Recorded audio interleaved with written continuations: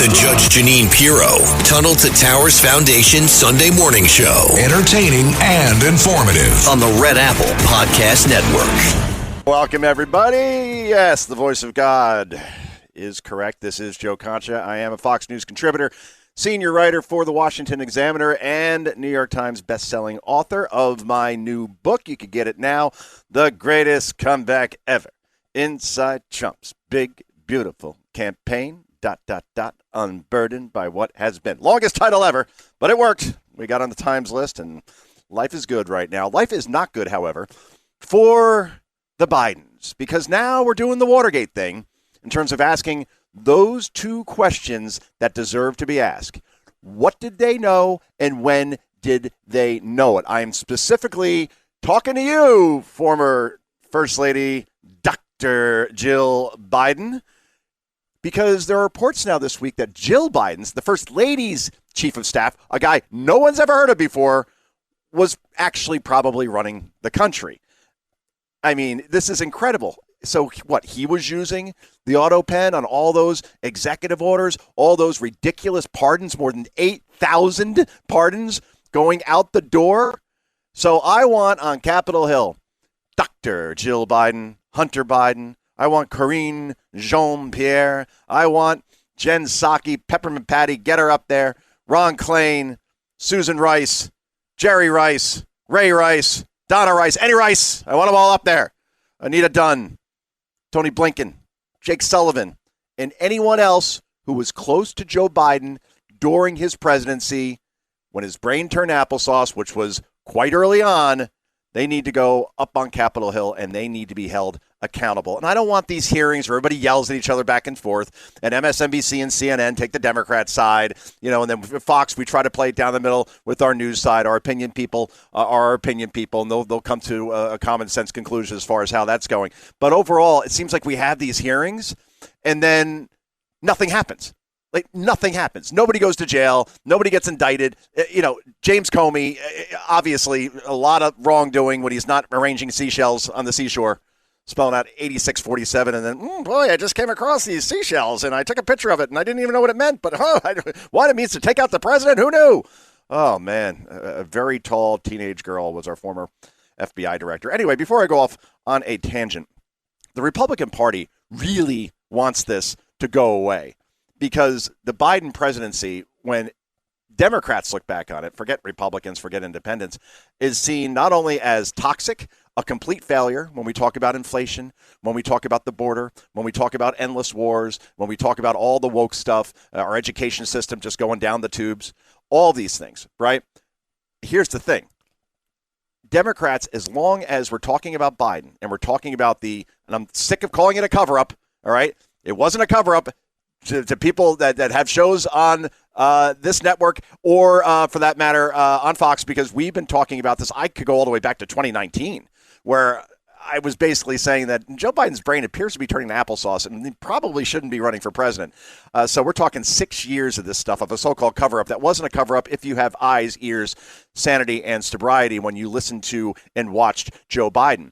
So if we have hearings on this and this extends into the summer, well, going into the midterms in 2028, how are you ever going to trust the Democratic Party again, and especially the media, right? Remember all the things that they said as far as, trust us, guys, we're right and you're wrong. Donald Trump is a Russian agent. We got that for 4 years, right? Puppet of the Kremlin. Steele dossier proves it, which ended up being a garbage document, of course. COVID was Trump's fault? Sure. No, actually it came from China. Oh, Trump's saying a conspiracy theory that it came from a lab. Well, it turns out that it did, per a CIA report, per a congressional report in 2024. Oh, Black Lives Matter is a legitimate organization. Turned out to be a bunch of grifters. Hunter Biden's laptop is a product of Russian misinformation. Nope, turned out to all be true. And, of course, number one, like we just talked about, Joe Biden is sharp, cogent, and hard to keep up with. Absolutely not the truth. We need to get to the bottom of what happened, because this was the biggest scandal in presidential history. I'm Joe Concha. Back with Carol Roth. We're going to talk about this more in just a moment. The Judge Jeanine Pirro, Tunnel to Towers Foundation Sunday morning show on the Red Apple Podcast Network. This National Foster Care Month, Marine Toys for Tots is providing hope to children who need it most. Staff Sergeant James Caldwell, who grew up in foster care himself, shares that while handing out gifts at a Toys for Tots distribution event, a little girl looked up at him, reached into her bag, pulled out a stuffed animal and said, "Someone needs to make sure you get a toy too." That simple gesture embodies the heart of Marine Toys for Tots, ensuring every child, including those in foster care, experiences the kindness that can transform their future. Visit toysfortots.org today. This episode is brought to you by GM Genuine Parts and AC Delco. Get the most out of your vehicle with GM Genuine Parts and AC Delco original equipment. The only parts designed, engineered, tested, and backed by General Motors. You can find your perfect fit for most makes and models and choose from 3 tiers of parts, including GM OE or gold and silver aftermarket parts. Visit gmparts.com for more information. Americans love using their credit cards, the most secure and hassle-free way to pay. But D.C. politicians want to change that with the Durbin-Marshall credit card bill. This bill lets corporate megastores pick how your credit card is processed, allowing them to use untested payment networks that jeopardize your data security and rewards. Corporate megastores will make more money, and you pay the price. Tell Congress to guard your card, because Americans lose when politicians choose. Learn more at guardyourcard.com. The Judge Jeanine Pirro, Tunnel to Towers Foundation Sunday Morning Show. Entertaining and informative. On the Red Apple Podcast Network. And welcome, everybody, on this It's Still Cool Sunday morning. We're in June. We can't break 70 degrees. Don't know what to tell you, but I guess when it's like 99 and humid, we'll be pining for the days of early June here in the greater New York area and throughout the country as well. It's been pretty rainy, pretty cool time of it for the most part, unless you're down south. So enough with the weather. Let's bring in the 2-time New York Times bestselling author of You Will Own Nothing. She is Carol Roth. Carol, thanks for being here. Yes, great to be with you. Absolutely. So you have been, we'll put it mildly, critical of President Trump's tariff plan on social media, especially. You call it the Ross and Rachel of this administration, meaning that they kept going out, then they were breaking up, and we see with the tariff, somebody starts and stops, whether it's from a judicial perspective of knocking them down only for an appeals court to reinstate them, or for Trump to put tariffs on a country, take it off a country. It seems that there is a method to the madness, or you say no? Well, first of all, let's be clear. I'm rooting for America. I'm rooting for President Trump. I want us to be very successful. The challenge, with my background, I'm very focused economically, and the Biden administration handed the Trump administration an incredibly fragile fiscal foundation.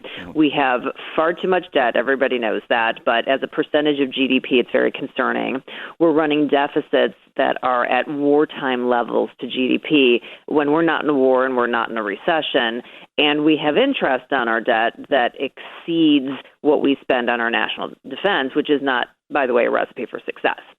So when I look at what the Trump administration was handed, my strategy, and, I'm a deal maker. I went to Wharton. I know a little bit about these things, is that I would have really focused on the things that would supercharge the GDP first, because that's really what we need to do. We need to grow the GDP, and we need to reduce spending. And by the way, the Secretary of the Treasury, Scott Bessent, has said the same thing.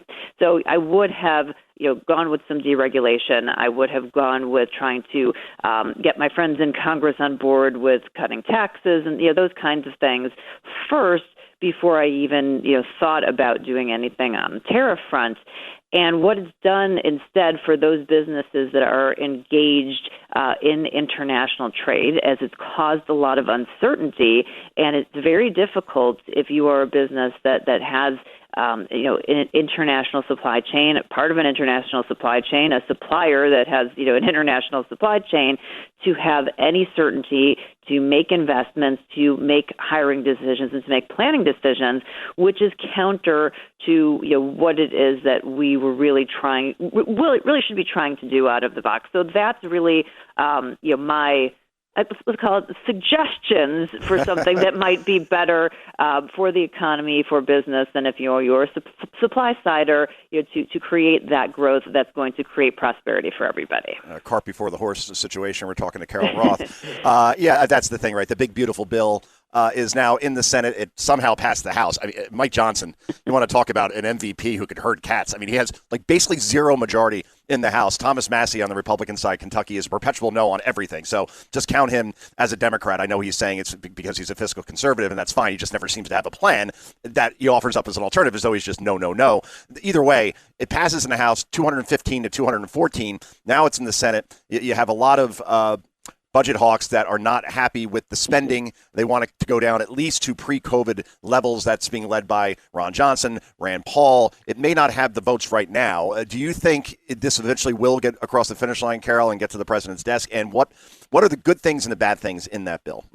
So I do think there will be pressure for it to get done. The Treasury is not out of money, but it's getting lower on cash. And I think that the current spending trajectory is saying that in their checking account, the Treasury General account, that they have, kind of maybe till end of August or September-ish, given current levels. So there's going to be some pressure to get something done. From my perspective, we desperately need to reduce the deficit and we need to cut spending. Obviously, there's different ways to do it. Some of it is related to this bill. Some of it comes later, in the rescission efforts.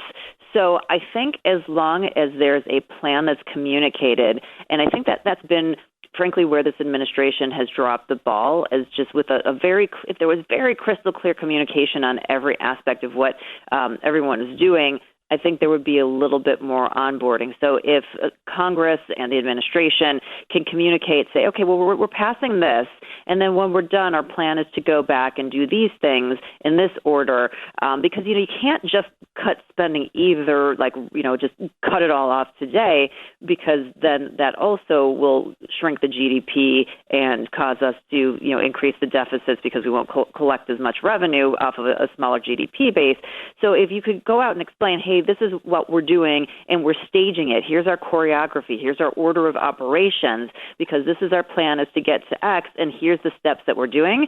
I think a lot more people would be on board to know that, okay, this is important. This is the plan, and they're doing it with purpose, because if we did it this way, it would send us in the wrong direction, even though it sounds like it would be in the right direction. So that's what I'm currently holding out hope for, is that we have to we have to frankly eliminate the deficit, but we have to, at least by the end of President Trump's term, cut it into half. And so if there's the clear, outlay, hey, DOGE has identified these things, we can't address it here, but this is the steps that we're taking to address it over the next year, I think people would be on board. But wouldn't that sound good to you, Joe? A clear roadmap going forward, and I've heard Scott Bessent, for example, say that look, this tackles mandatory spending in this bill, because that's all we could go after. Discretionary that's what DOGE has found, and it's just remarkable. And I'm glad you brought them up, Carol. That at one point, Elon Musk and DOGE, through their official X handle, says that there is, and I don't know if you know too much about this, so just let me know if I'm getting in the weeds too much. There's a Treasury access symbol. It's an identification code linking a Treasury payment to a budget line item. Okay, it's a standard financial process. And in the federal government, this Treasury access symbol was optional for 4.7 with a T trillion in payments, and was often left blank, making traceability almost impossible. So if we're looking just to cut spending and save money alone, that would be a great start that no one would even feel, because we don't even know where the payments went. I mean, certainly that needs to be looked at. When you do an audit, you would do any of that. I do think in the mandatory spending, there has to be fraud, waste, and abuse, right? Just because you have to spend in a certain area doesn't mean that there aren't people who are not getting the payments that they need. There isn't a ton of bureaucracy that can be streamlined. So I actually reject the notion that we can't do more on that piece. But yes, to go back to your point of if you don't know where the money's going, that's probably a great place to look at to start. But I think that's the issue. If we go back to, like you said, pre-COVID levels, and we had the same collections that we had today, just for scope, we'd be running at more than $500 billion surplus. Now, obviously, it's not apples to apples, and there are some things that need to be shifted. But the idea that the government takes from us $5 trillion a year, which is more than the GDP of every other country in the entire world, wow, except for the U.S. and China, is absolutely insane. So we need that fiscal discipline, and we need a plan to get there. I know we can't do it overnight, and it needs to be communicated. So, hopefully there's that will, because we cannot, Congress is the weak link here. We cannot keep up this level of spending. The Trump administration can do very clever things to buy us time here, but we will be in a full-on global meltdown, a full-on global crisis, a full-on global financial reset if Congress doesn't get together. And even if they buy us time now, we're just going to be facing the same thing in a year from now or 2 years from now. So this is a hair-on-fire problem, and we need more people to treat it that way. Yeah, we're talking to Carol Roth. The website is carolroth.com/news. This has been far too serious of a conversation, Carol, so I want to play a game with you. Yes, okay? I love playing games with you, Joe. And it's a Doge-related game, however, okay? Please pick from the following 5 options. Which is your favorite thing that our government actually spent money on, okay? Behind door number 1, $10 million for, quote, gender equity in the Mexican workplace. Interesting. Wow. Or door number 2, $12.2 million for worker empowerment in South America. Of course, that's very important. Let's see. $4.3 million under door number 3, assisting foreign migrant workers in, ding, ding, ding, Malaysia. Or door number 4, $3 million to, quote, enhance Social Security access and worker protections for internal migrant workers in Bangladesh, mind you, okay? Or behind door number 5, $10 million for male circumcisions in Africa. So those are your 5 choices. What are you going with? I mean, it's really hard to choose one, isn't it?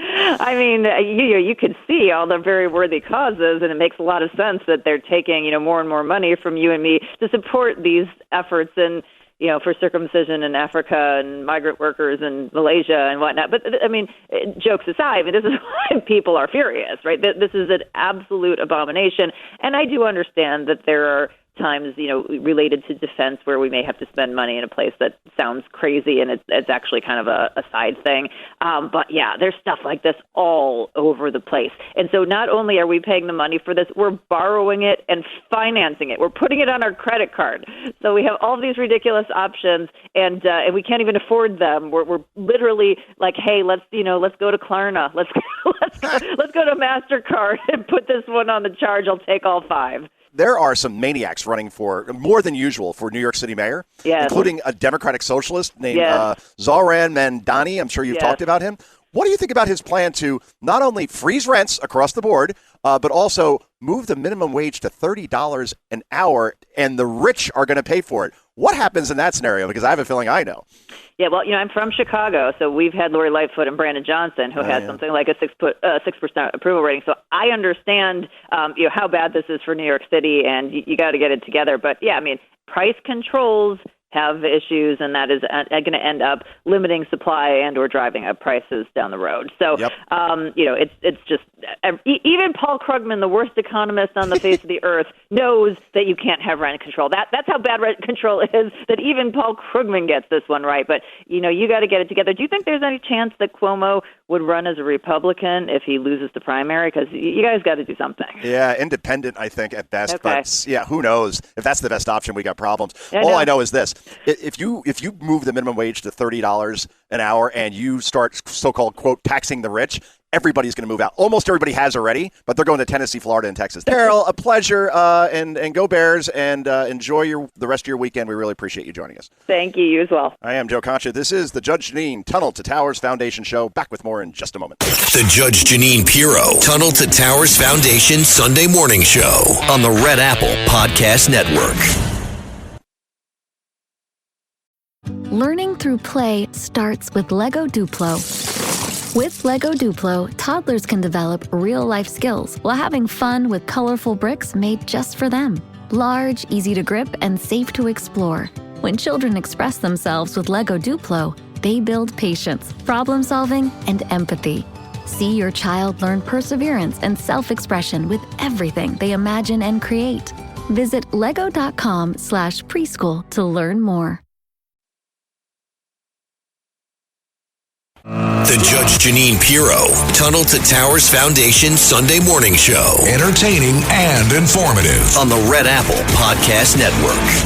Welcome back, everybody. Let's bring in our second VIP guest of the hour. He is, of course, a Fox News contributor. He is on all over the place, makes Kilmeade look like he's on vacation. He focuses on law enforcement, legal, and intelligence issues. Also the founder of opsdesk.org. You can find Paul Mauro's latest podcasts and articles there. Paul, welcome to the show. How are you? I am good. Thank you for having me. So I think we have a lot to talk about in terms of what we saw this week on Fox and Friends. Our old pal and colleague Dan Bongino, now deputy director of the FBI, came on and revealed a lot of stuff during this interview, including the fact that he says that they found a room that former FBI director James Comey, before he was finding seashells on the beach and taking pictures of things that directly threatened the president, apparently left behind, that could be pretty damning. So what more do we know about that based on what you heard from Dan and what you're thinking here?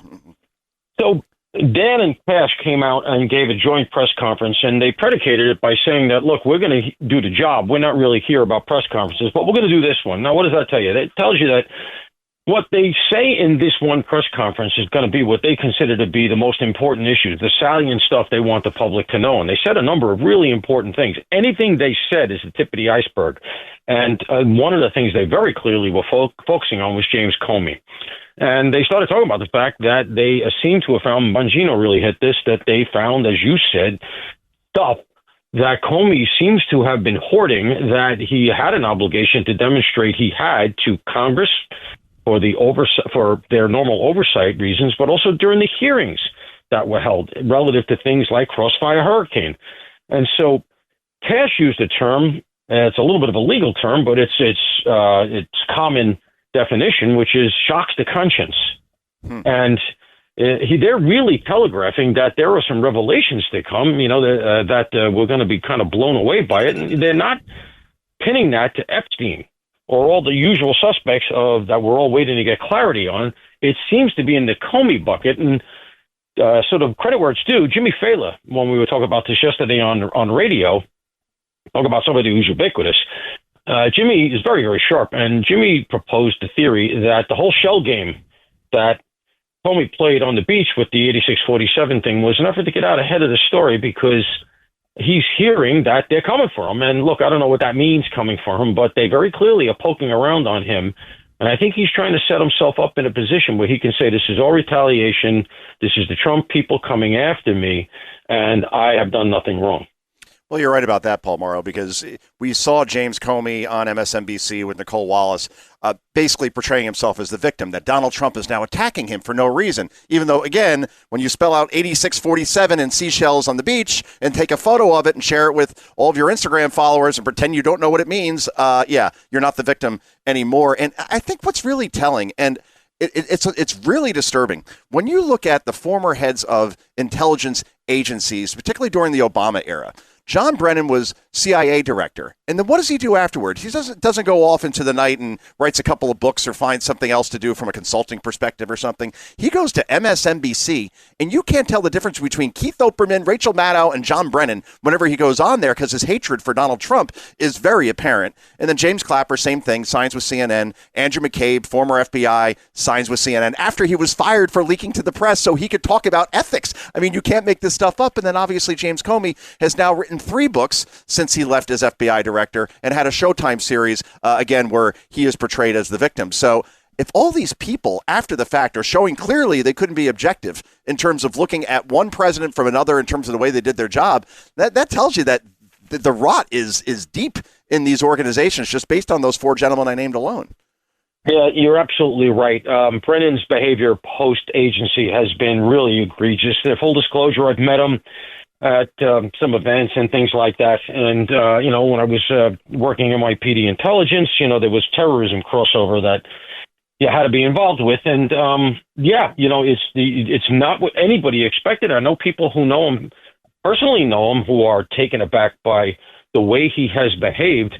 And Comey, all you got to do is go back to I sort of say, as the original sin. If you remember, Comey is the guy who came out after the server was discovered in a bathroom in Denver that Hillary Clinton was running classified stuff through a non-class server. And she's got a BlackBerry that's going through that server. She's using the BlackBerry in country in Russia. Wow. You better believe the second she hit send, the Russians, whatever, I don't care what anybody says, the second she hit send, the Russians had all that intel. And so Comey is involved with investigating that. He has the ticket. He's the head of the FBI. The Bureau comes back and says it was grossly negligent. Gross negligence was the standard right in the statute to charge Hillary Clinton. So what happens? Before he comes out and gives that press conference that we all remember, which should have been Loretta Lynch, but she hid in the shadows, probably because she had that meeting on the tarmac with Clinton. That's right. He comes out, decides he's going to be the face of this thing, and he doesn't use the term gross negligence because it's been changed. In the report, it got changed from gross negligence to extremely careless. That was under his supervision. And you know who changed that? Peter Strzok. Wow. Who also is on MSNBC a lot, along with his That's right. his girlfriend. Yeah, so again, all these people are revealing themselves. Yeah, no, I remember that very well. It was July 5th, 2016. Comey holds that press conference. Everybody's holding their breath. And then his argument was, even though, he's not a prosecutor, is that, well, no reasonable prosecutor would ever bring this case before a jury. Sure they would. Are you kidding me? Of course they are. You kidding? The Secretary of State used an unclassified server that she put in a bathroom in Denver, and she used on her BlackBerry as she traveled into the den of our adversaries talking about policy. Have they all lost their minds? It just shows on the left, they consider all this stuff silly boys with toys. They're unserious people when it comes to national security and on the ground security issues. And that's why you have the border. That's why you have our blue cities descending into anarchy. They are unserious people when it comes to your safety.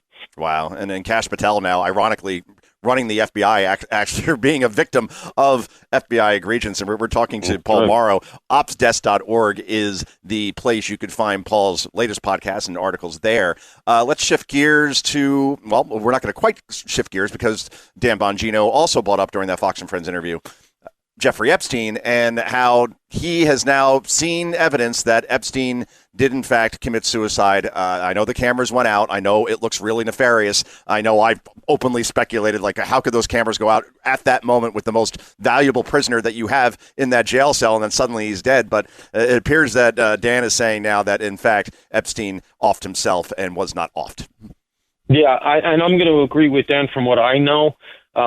Look, those facilities, despite the fact that they're federal, they're still correctional facilities. Correctional facilities aren't always wonderfully run. Rather, look at the one that we have down in New Orleans. We had the 10 escapees. We had another escapee now in Arkansas, a former chief of police locked up for murder and rape.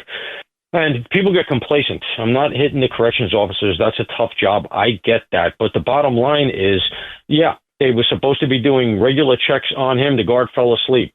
The cameras were out. Chances are nobody filled out the form to say we need to replace these forthwith. I mean, when you think about how low rent you could have handled that, as opposed to just saying, look, take an iPhone, put it on a stand, and put it outside Epstein's cell so that we can monitor him at all times until the good cameras are fixed.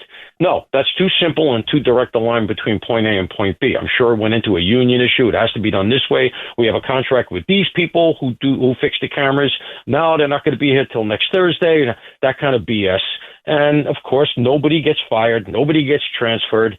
But the notion, and I always go to the Concha positive with these things, so I'm sorry to use a lawyer term, but like, the Karen Reed case. So, the cops framed her. Yeah, 25 people framed her, and they dumped her on the lawn, the victim on the lawn. The alternative theory is just too much for me to buy. And in this case, it's the same thing. The idea that there's all of these people who colluded to transfer a steroided up wise guy into the cell so that he could strangle Epstein and they'd expect to get away with it and nobody would be able to find out that it happened is just a Rube Goldberg contraption that I can't buy into. So I do think, and not only that, but I trust Bongino. So yeah. I know everybody wants answers on Epstein. They want big revelations, but sometimes there's nothing there.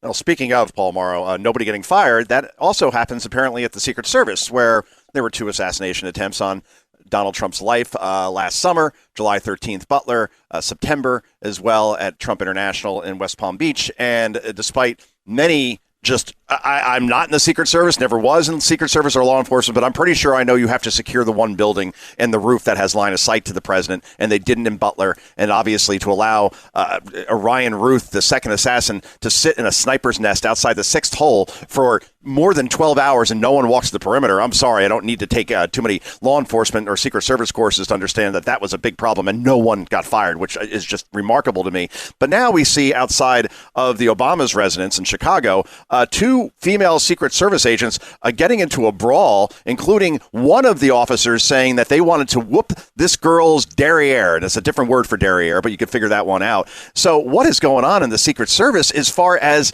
they just don't seem to have a lot of quality people in there right now? Yeah, the good news for them is that Bongino, while it's not his agency, is former Secret Service. Right. And so, he can recommend the good people because very clearly there's a lot of cleanup work to do. Look, the Trump administration inherited all of this, let's be clear, including another ball dropped by the service that people forget is the coke in the White House. That's right. All right. They have the ticket on that because they're supposed to be securing the White House. Instead, what happened? The coke gets destroyed. The investigation goes cold. Now, reportedly DOJ under Kash and Dan Bongino, they're going to reopen that case as well, but that's going to be tough because you destroyed the evidence. So, and I'm sure they did that cognizantly. I'm sorry, but, they got rid of the coke and, the case is going to be quite cold now unless you can pull something out of the comms. But this is more indicia of the fact that the former Director Cheadle, who had a direct line to the Biden, specifically to Jill Biden, was utterly incompetent, utterly unqualified. From everything I've ever heard about her from the rank and file, she shouldn't have been in that job. And I always go back as the real tell to me about how she perceived her job was before the first attempt, the Crooks attempt on Donald Trump in Butler. That was right before the RNC, if you recall. That was the weekend that the RNC started Monday. This was I think a Saturday. Yeah. And the service detail is there. It's being run by an out-of-town guy, I believe, from Pittsburgh. But the thing is, the RNC is a designated national security event, and there's only like a half dozen of those a year. Who designates those? Mayorkas. He was the one who had the ticket on that as the head of DHS. My point is, for the Secret Service, that is a version of the Super Bowl. They may have 3 or 4 Super Bowls a year, but that is a Super Bowl. The RNC, and it was no secret that Donald Trump was a high-value target, and especially in light of the polling and some of the things that he said. So why does this matter? First of all, not only is she not going out to the RNC to be there to supervise the Super Bowl here for her agency, she was, in fact, booked to spend the week in Aspen at the Aspen Security Conference. Oh, man. And she took, I am sure, an entire entourage with her because when that story broke, she was in Aspen. Now, think about that. She was in Aspen on Saturday with, I am sure, her plane and an entourage. She was scheduled to speak at the Aspen Security Conference. You ready for this? Wednesday. So, what? She was finally asked this. I was making all kinds of noise about it. Maybe one of the Congress people saw me on Fox because I was ranting and raving about this. Somebody asked her.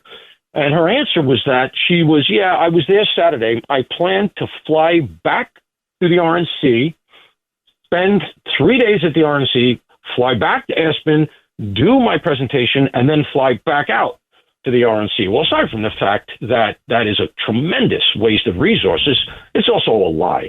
I'm sorry, but it is. And of course, as you say, nobody gets fired. She gets to walk away. She resigns. She gets to keep her pension. She never really gets the hot seat.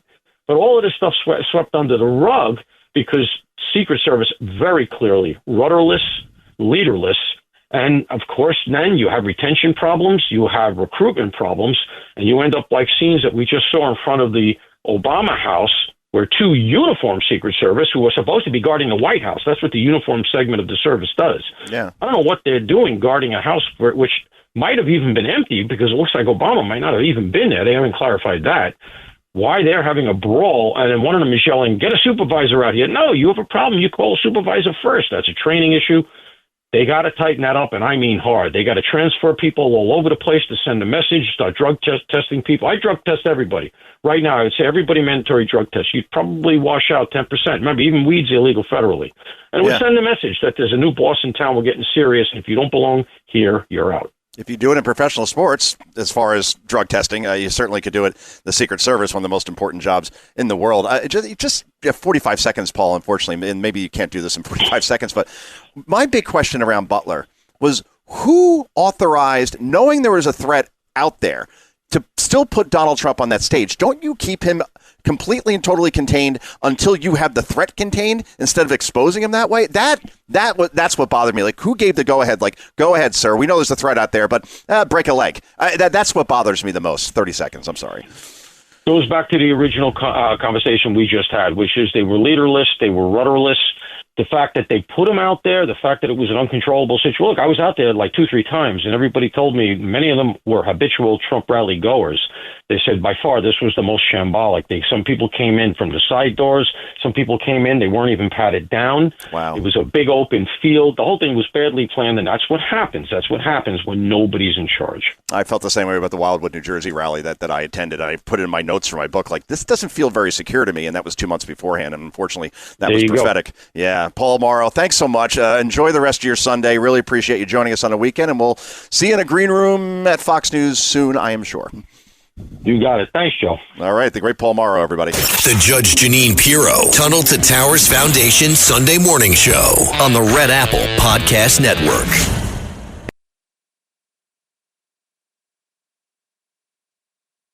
The Judge Jeanine Pirro, Tunnel to Towers Foundation Sunday Morning Show. Entertaining and informative. On the Red Apple Podcast Network. And welcome back, everybody. Well, let's close this puppy up. That was a fast hour here on this Sunday morning. I do want to talk about education. I know you're about to change the station right now. I don't want to hear about education, Joe, but trust me, this is good stuff. So Michigan State University actually is doing something smart.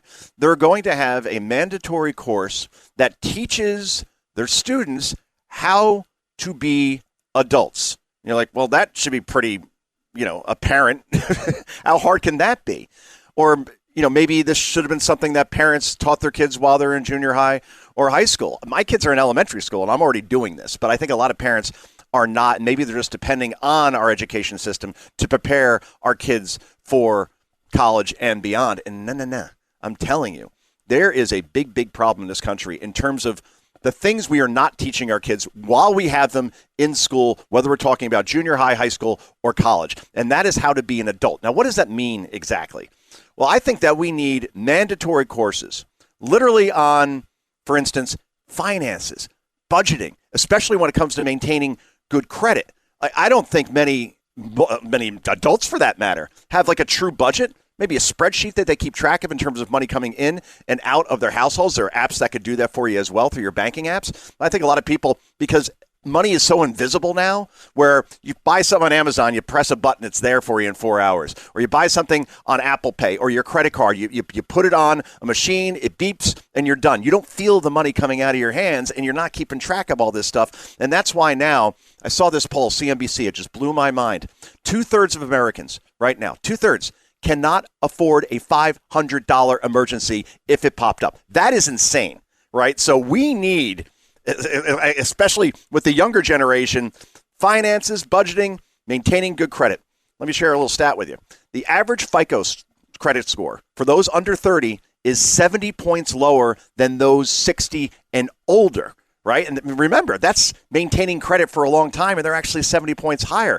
Kids are getting credit cards and not having any clue in terms of what happens if I don't pay it. Oop, that's going to hurt your credit. Oh, what if I just pay the minimum payment? That's okay, right? No, because then you're chasing interest for the rest of your life. I could go on, but I think a lot of kids, young adults, don't understand credit cards, for example. That should be part of this course. But also, what is the amount of money I should save and invest every month? If you start doing that at 21, 22 years old, by the time you get to retirement age, you're going to have a lovely nest egg, especially if you're putting into some nice high yield type of mutual funds and so on. And almost nobody is doing that in their 20s, right? So start young and you'll be a lot more comfortable later. And I'm sure a lot of you are saying, yep, I wish I did that too. Or how do I build and write a strong resume? A lot of people don't even know how to do that. So when they apply for a job, and I'm somebody who's looking to hire, and I look down and I see this thing that's an absolute mess, I'm not even going to interview that candidate. So they got to learn that, for example. What is proper professional etiquette in terms of how to dress, in terms of how to address your colleagues, in terms of what is right and what is wrong, in terms of what you can say and cannot say, or email and not email, and so on.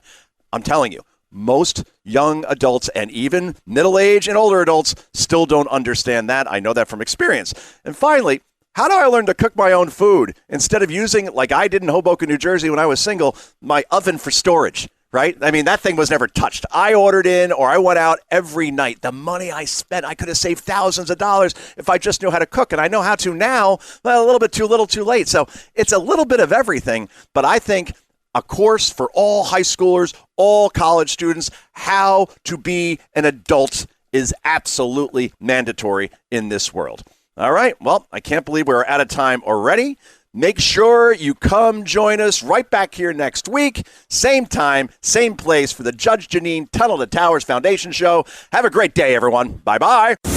Thanks for listening to the Judge Jeanine Tunnel to Towers Sunday Morning Show. You can hear Judge Janine's Tunnel to Towers Sunday Morning Show Sunday mornings at 10. If you like the podcast, share it with your friends and listen anytime at WABCRadio.com and download the WABC Radio app. Hit that subscribe button on all major podcast platforms. Plus, follow WABC on social on Instagram, TikTok, Facebook, and X. See you next time for a new episode so you never have to wonder. What the heck is going on here?